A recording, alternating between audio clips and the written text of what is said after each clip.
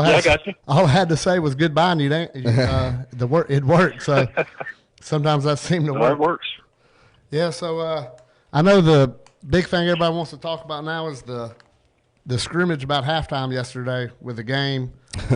Florida fans, it was a late hit. I don't think it was a dirty hit, but it was late on that Hail Mary at the end. And every time they showed it in slow motion, it looked worse, didn't it? Yeah, I think it's it should have been a flag, but what happened was kind of inexcusable. But how concerned is Florida fans for possible suspensions? I think very concerned. I do. I mean, because you never know. They're going to go back, look at that tape, as we all know, scrutinize it, see who threw a punch, who was shoving somebody. Right. And I think that's certainly something that's got to weigh heavily on the minds of the Gator Nation. And guarantee he's not going to say it, but Dan Mullen himself. Yeah, absolutely. Yeah. Of course, obviously, I think Georgia fans are going to say it. But for him running out on the field and pretty much instigating it, I believe a heavy fine's coming, especially after what we saw with Lane Kiffin for criticizing the officials. But, I think some people are going to call for a suspension, but I don't see that. It's kind of unprecedented for a coach to get a suspension. But, I could see where the fear would be for a fan of, that team. Yeah. But we'll go back with Florida. Obviously, kind of the shuffling of the SEC schedule was their doings with the COVID. Is everybody going to be back from the COVID deal going to Jacksonville? That's a good question. I don't know the answer to that. We'll never know the answer to that until Saturday because Dan Mullen's not going to tell us that. He's plays everything close to the vest.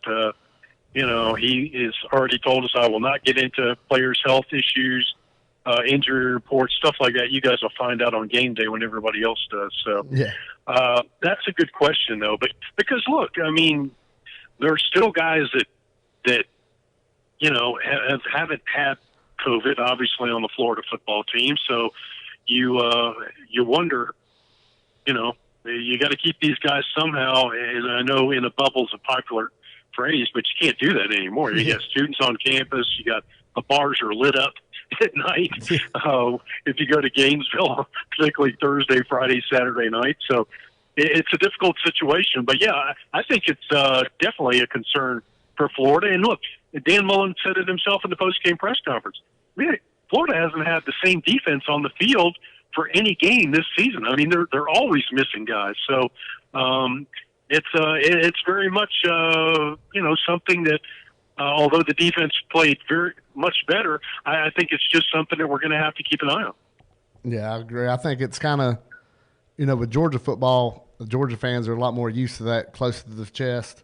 Kirby never letting information out. Then when the COVID come, he really went into Fort Knox mode on how, keeping information in-house. Yeah, Georgia's so bad about not letting information out that Georgia fans then start creating fantasies in their own mind. Yeah, well, it don't take much for Georgia fans to create fantasies after the last few years. So was there any – I know it ain't really let out, but there's some, people seem beat up. Dean was one of them, defensive back. Is there any known injuries after the Missouri game for Florida? Not really. I'm sure there are a few guys that may have gotten a little dinged up in the game. And look, these guys haven't played in ages. Look, they've had offensive linemen who didn't even practice until Wednesday. So this is a team that being you had a 2-week layoff, then you had what was a game week and guys that were even out game week. I can't even imagine what it's like for these guys. You're going to have some sore guys, but I guarantee you it's something that'll be the last thing on their minds because when you say Florida, Georgia, in Gainesville, that's the biggest and best rivalry in college football. Dang. Yeah. It seems that way. I think a lot of it went away in the 90s and early 2000s with the dominance of Florida, where the hatred really started brewing in Athens. And now I think just after 3 years and the success Georgia's had with that, it's kind of got it back brewing in Gainesville the same manner of Florida wanting to get back to. This rivalry's kind of streaky, right? That's kind of how it. Everybody's on 3-year runs the last 9 years. You look 3 for Georgia, 3 for Florida, 3 for Georgia. Mark, I did want to know from I think Georgia fans are kind of interested in how you guys feel about how Bretton Cox has performed. I think I did see that he was like the highest rated defender. Maybe this was about a week or 2 weeks ago. What's the buzz around Bretton Cox, and do you guys think he was, worth the wait and stuff like that? Because I think I can watch the tape, and you can still see that Brenton's kind of a guy who might take a play off every once in a while. So I just want to know what the buzz is with Florida fans about Bretton Cox. He's definitely worth the wait, because the reality of it is, guys, that when you look at certain positions at Florida, particularly on the defensive side of the ball, there were some recruiting misses. There really were. So Bretton Cox coming in was a guy that Florida certainly needed. Look, right. they've got a Jeremiah Moon, a guy that can come off the edge, but Jeremiah Moon is not a guy that's, if you send a blocker head up on him, he's probably not a guy that's going to make the tackle. He's thin, compared to a Bretton Cox. So I think, and that's the reason that Cox moved over from, what was anticipated to be the buck position over to the strong side. Right. And, because Florida has some needs there. They really did. I think this was there's no question the Missouri game was his best game. But I think there's an issue with that. And here's why. Here's why that happened in part. Tyree Campbell coming back for Florida. Here's a guy that's been a 2-year starter on the nose for the Gators. He hasn't played a game all season. Now he's back, so you can plug in a guy who has been a good nose tackle for the Gator program, and now you don't have to rely on a guy like Zach Carter, who is probably overall, he's a bit of a tweener, but he's overall probably a bit better on the edge, right, as a DN. So for Florida, that certainly helped. And of course, they were able to, if you looked at what Grantham did defensively yesterday against Missouri, they were able to have not only Tyree Campbell, but their other D tackle, who was very highly regarded, TJ Slayton.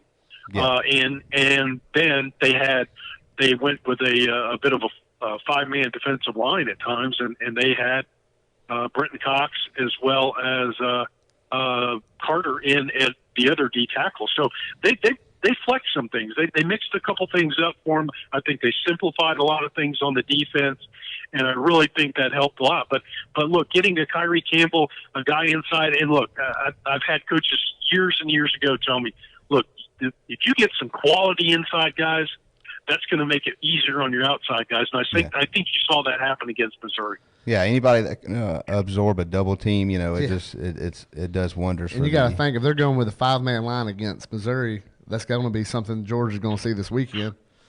They probably will. Yeah, and look, they didn't do it all game long. We saw 3-man line. We usually saw the typical 4, and then at times they mixed it up a bit. Florida did, and that's something that I think Florida fans wanted to see. And honestly, I don't think, if you go to the message boards, it's never enough, right? Yeah. So they didn't see enough. But when you look at what they were able to do against Missouri, a team that I think we all can agree on was improving offensively. Yeah, I can most definitely agree with that. But I think improving offensively. Yeah. And Florida did a number on them with that defense, and honestly, that's the first solid defensive effort we've seen from the Gators into 2020. Yeah. Is that kind of what you're expecting from this defense for this season, or just a blip on the radar? Or is this kind of what y'all expected before the season started?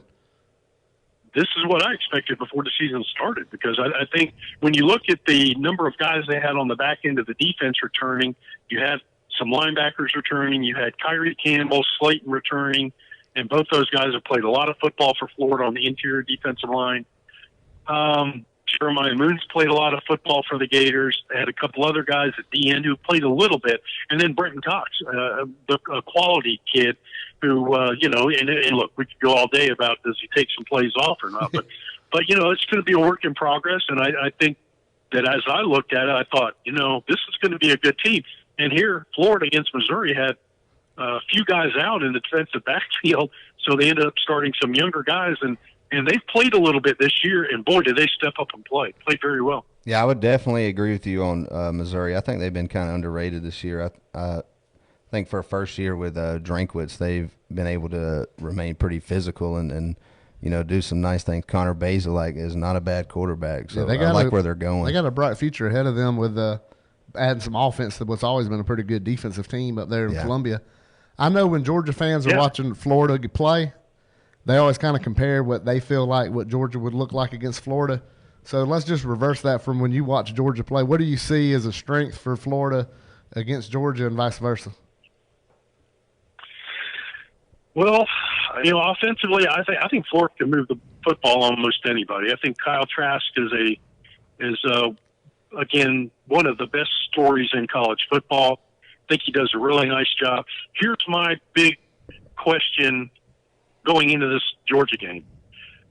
I don't think enough is being made of the Florida offensive tackle play. I don't think those guys are that good. I want to see those guys step up because I think it's going to be a big task for them to block those Georgia edge rushers, and I think that's going to be one of the keys of the game for both teams. I mean, if Georgia's able to knock those tackles back and make some things happen, it could be a bit of a long day for Kyle Trask. But, if they're able to hold their own and do some things, then, that's advantage Florida because, Kyle Pitts is a mismatch for anybody. He does a terrific job at tight end. Kadarius Toney has really developed guys into a wide receiver. We've been waiting on him to become a wide receiver, and finally you're starting to see that. They have some other good receivers as well. The offensive backfield looks pretty good. It's not in great shape, but it's good. And I think the biggest change we've seen from the Gators offensively going back to last year is, remember, you had a back in LaMichael Pirine, who last year caught the second most passes of any back in FBS. So when you look at Florida this year, that's not happening. But you are seeing Malik Davis develop into that guy a little bit. And then when I say that guy, he's no Pirine, don't get me wrong. But that's something that I think Florida's going to need to do against Georgia because there's going to be more pressure on Trask. This is going to be the best defensive group that they faced all season. You're going to hear that a lot this week coming out of Gainesville, and it's going to be a tough task for Florida. I don't think Florida's going to be able to light them up. This is not the Ole Miss defense. Yeah. This is not the Missouri defense. But it is a beat-up defense. Florida's I will say have that. More success against Kentucky. Yeah, Georgia's defense has been pretty, even having the off week. Then what happened in Kentucky yesterday was a lot of bodies down. The injuries are piling up on the defensive side, and that's Georgia's bread and butter. And I feel it's, the confidence going into the season into the Georgia-Florida game is kind of taking a turn a little bit on, if the Alabama game I said was a race to 30. Whoever could score 30 first would win, and that's what happened because Georgia didn't get past 24. And now I feel that Florida game's turned to that. I feel this is going to be a game that whoever can get to 30 points first because I don't really see if this defense, the way Florida's offense has looked and Kyle Trask has looked, I don't know, Tony, Tony looked unstoppable yesterday, and we've seen what happens when Georgia's defense against Alabama, and it might have got, a little bit exposed to a sense there. So I think there is a lot more concern coming out of Athens than what people would admit. Yeah, and look, this is a good Florida offense. So there's a lot of good pieces to the puzzle. My biggest issue is I want to see the offensive line against this Georgia defensive front, particularly the offensive tackles. And then, as you look at this from a defensive perspective for Florida, you hope this is the group that you see. They certainly have now some bounce in their step that they can hang their hat on and a decent performance. But, you go back to Grantham, and, man, you don't want to see any issues on third down. You don't want to see any issues on fourth down. But I just think it's going to be a fun game, and this is going to be a great one. But you're going to have to – here's what it's going to take. You want Florida fans to buy in on Dan Mullen? You want Florida fans to buy in on Todd Grantham? This is the game. This is the game. I don't care what's happened with COVID. I don't care what's happened with Florida this season with Kyle Trask and the offense going off. This is the game this is the number one thing that everybody needed to see because if you don't beat Georgia, you can't win the East and advance to Atlanta. And that's been the talk even before COVID ever broke out. Yeah, because I don't see, looking at the schedule for both teams after this game, there's not one loss, none less two losses after this. I mean, Georgia don't play a team with a winning record after Florida. I think that Georgia and Florida both having a loss makes this game bigger than if they was both undefeated. It's a must-win. Backs against the wall for everybody. And plus, not having a team that could beat the other twice. Yeah. Now, maybe once, like you were talking about, if Georgia was undefeated or Florida was undefeated and had to lose once. But Mark, before you get out of here, I got to get a score prediction from you. What do you got for this weekend? Wow. I'll tell you what. Again, they're going to need this one. They've circled this game. They've been talking about it all during the off season, going back to last year even after that Florida beat Virginia in the Orange Bowl. This was one of the first things brought up. It was the first thing brought up. So I don't. And look, Dan Mullen needs it. He needs it. Florida needs it. This is the year Florida should win it. You know, if we're going to go with trends and go 3-3-3-3, I'll take Florida. Give me Florida by 1 point because Jacksonville is always crazy. Georgia's favored. Georgia should win the game if you're looking at it. But I'm going to go. I'll take that edge on quarterback play, and I'll go with Kyle Trask and the Gators by 1. All right. Well, Mark, we got it wrote down, so we'll be sure to bring it up. I hope it ain't a 1 point game either way. I don't think I could. I don't think after the recent past we could take a close game like that. I'd rather just get blown out or blow somebody out. But we know it's not going to happen that way. It hadn't for the last few years in Jacksonville. Mark, I appreciate you hanging in there during our technical difficulties, and it's always a pleasure to talk to you. Absolutely.